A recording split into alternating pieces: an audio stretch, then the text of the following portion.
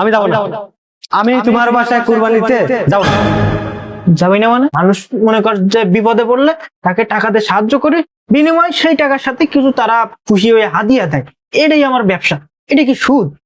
তুমি আমার বড় হইলে তোমার কিছু কইলাম না, যদি তোমার ছোট হইতে না তাহলে তোমার ওই জুতা দিয়ে দিতাম একদম। তুমি কেমনে ভাবলে যে তোমার ওই সুদের টাকার কুরবানিতে আমি তোমার বাসায় যাব, গপ গপ করে খাই? ছোট ভাই দেখো, একদম মুখ সামলায় কথা বলবা কিন্তু। এতক্ষণ তোমার ভাইরে যা বলছো বলছো, আমার কোনো অসুবিধা নেই। আমার বাপ তুইলে যদি কথা কও, তোমার কিন্তু খবর আছে। আমার বাপ তোমারে কি করছে? হ্যাঁ, আমার বাপ তোমার কি করছে? শোনো, সব বাড়ি তো মোটামুটি দাওয়াত দেওয়া শেষ না? হুম। শুধু আমার এই ছোট ভাইকে বাড়ির বাকি আছে না? হ্যাঁ তোমার সব আত্মীয় স্বজনরা বলছো? হ্যাঁ, সবাই বলছি। আচ্ছা ঠিক আছে, চলো আমার ছোট ভাইকে দাওয়াত দিয়েছি। চলো। দাঁড়াও, কি হলো? একটু কষ্ট হচ্ছে। পেট একটা বানাইছে খাইয়া খাইয়া। জমিদার না, আমার দাদা ছিল জমিদার। বসো। আমি আর ভিতর যাবো না। এই সজীব, বাসায় আছোস? সজীব কই? কি জানে চিল্লা বল। ও ভাই, হ্যাঁ বাড়িতে আছি। কি অবস্থা, কেমন আছো? তোমার তো কোনো খোঁজ খবরই পাওয়া যায় না। বেড়াতেও তো আসো না কোন সময়, তা কি মনে করে আসলে? ও আছি, আলহামদুলিল্লাহ ভালো। কিভাবে আসছো তাই বল।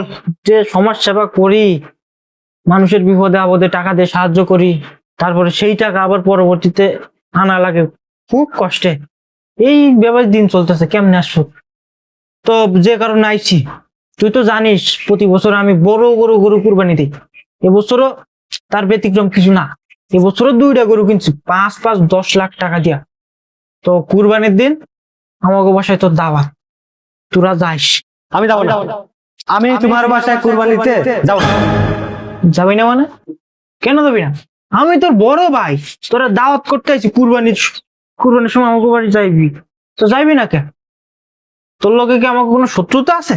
তুমি আমার চুলের ভাই, কোনো সুদখোর আমার ভাই হতে পারে না, কারণ তুমি একজন সুদখোর।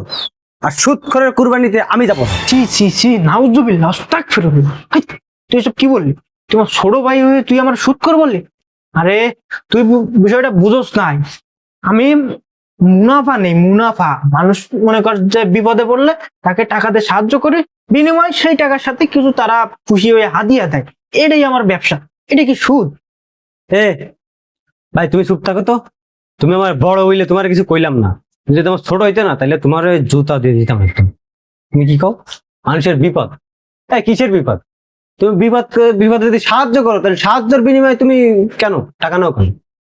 এটাকে বলে সুদ। আর সুদ খাওয়া হাদিসে সম্পূর্ণ নিষেধ। আর সব থেকে পাপিষ্ঠ কাজ হচ্ছে এটা। আর তুমি সেই সুদ খেয়ে সুদের টাকা দিয়ে সব থেকে বড় গরু কিনে কুরবানি দিবা, সেই কুরবানিতে আমি যাব?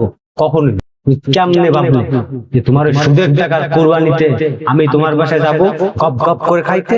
আরে ছোট ভাই, তুমি খালি উল্টা উল্টা কেন বোঝো সবসময় বলো তো? তোমার বড় ভাই তো ঠিকই বলছে। সুদ কি জিনিস বলো? সুদ এক জিনিস, আর মুনাফা আর এক জিনিস। মুনাফা তো ভালো, মুনাফা তো হালাল জিনিস। আমরা তো সুদ খাই না, আমরা মুনাফা নেই। আর ওই মুনাফার টাকা দিয়ে কোরবানি করছি, ঠিক আছে, কিন্তু এটা তো হালাল, হারাম না। এ ভাবি, একদম চুপ থাকো। তুমি একটা কথা বলবো না। মুনাফা, হ্যাঁ? সুদ যেটা মুনাফা ওইটা ইংরাজিতে বলতেছে মুনাফা। কি সুন্দর কথা, কথা ফুটাইতেছে। এই আমার বাসা থেকে বাইরে যাও। দেখছো, আমি তোমারে বারবার বলছিলাম যে তোমার ওই ছোট ভাইটা না, ওর বাড়িতে আসতে হবে না। তুমি তো কোনো কথা শুনবা না আমার। তুমি যে তোমার ছোট ভাইয়ের দাওয়াত দিতে আসছো, এখন ছোট ভাইয়ের কাছে অপমানিত হয়ে বড় ভাইয়ের খুব ভালো লাগতেছে না? সাথে আমারও অপমান করতেছে, খুব মজা লাগতেছে এগুলো শুনতে। আবার ভুঁড়িতে হাত তোলায়, লজ্জা শরম কিচ্ছু নাই। এই থামো তো।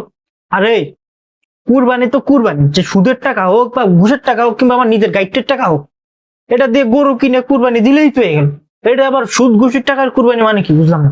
যে সুদের টাকা দিয়ে কুরবানি দেয় তার কুরবানি কখনো হয় না। আল্লাহ লোক দেখানো কুরবানি কখনোই কবুল করে না।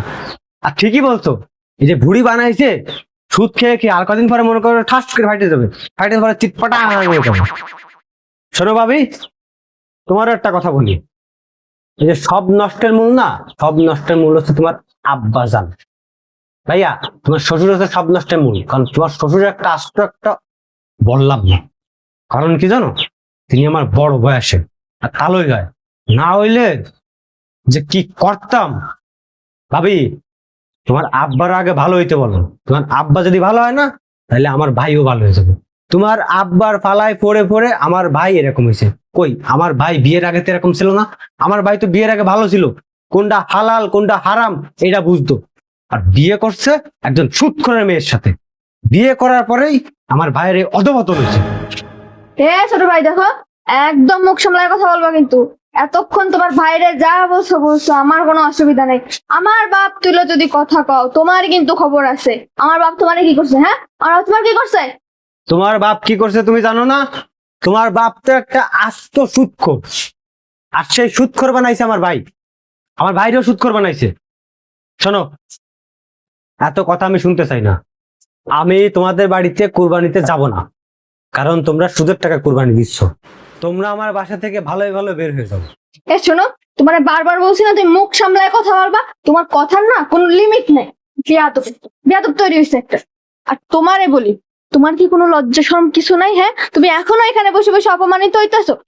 দেখো, ওর কোনো কথা যদি গায়ে লাগে, ওর শরীরে যে এত তেল চর্বি যে ওর কোনো মানুষের কোনো কথা ওর চামড়ার ভিতরে ঢুকে না। ওঠো। রাতে ফকিনি, নিজেদের তো একটা কুরবানি করার সামর্থ্য নাই, আবার আইসে আমাদেরকে জ্ঞান দিতে। জমিদার। আমি একটা কথা বলেছি, শোনো, মূর্খের সাথে কখনো তর্ক করবা না। বলো অবুঝ, শিশু, আবাল, তুমি যখন বুঝতে পারবে কোনটা ঠিক কোনটা বেঠিক, ঠিকই আসবে। ঠিক আছে, আমি কিছু মনে করি নাই। আমি অনেক কিছু মনে করি। আসো।